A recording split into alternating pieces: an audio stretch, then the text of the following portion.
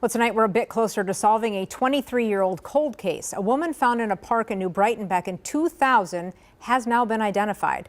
Lou Raguse has more on how investigators did it. Lou?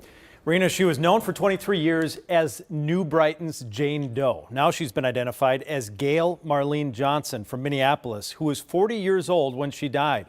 Today I spoke with the woman who first found her body and have more on where police say the case goes next.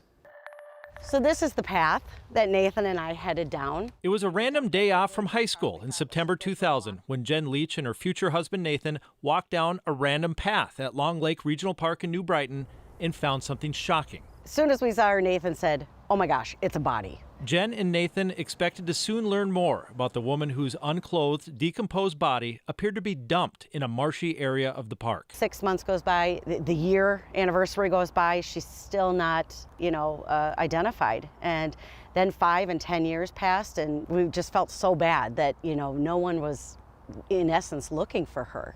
Police twice made models of the woman's face in hopes someone might recognize her, but they might never have learned her identity. She was not a reported missing person. If not for the development of investigative genetic genealogy and a nonprofit called the DNA Doe Project.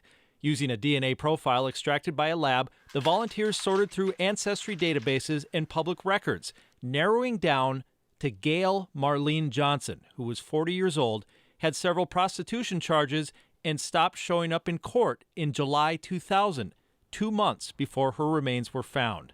Johnson still has a living sibling in Minnesota. The sibling said they've always wondered what happened to her, always wondered if she was, either in prison or if she'd passed away and they just never got notification, just didn't know.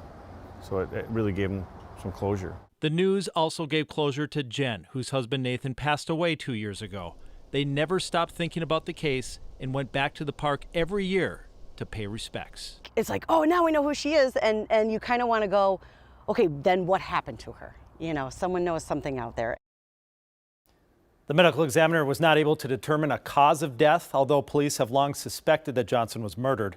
So they are now asking for anyone who knew Johnson in any capacity to reach out to the New Brighton Department of Public Safety. Rena? Lou, two things strike me about that story, that woman cared for all these years after she found her, and what technology has been able to do. Yeah, when you look at the difference between just the models of the face versus actually finding the person, it's amazing. And they went every year on the anniversary. It was very touching. That's amazing. All right, thank you, Lou.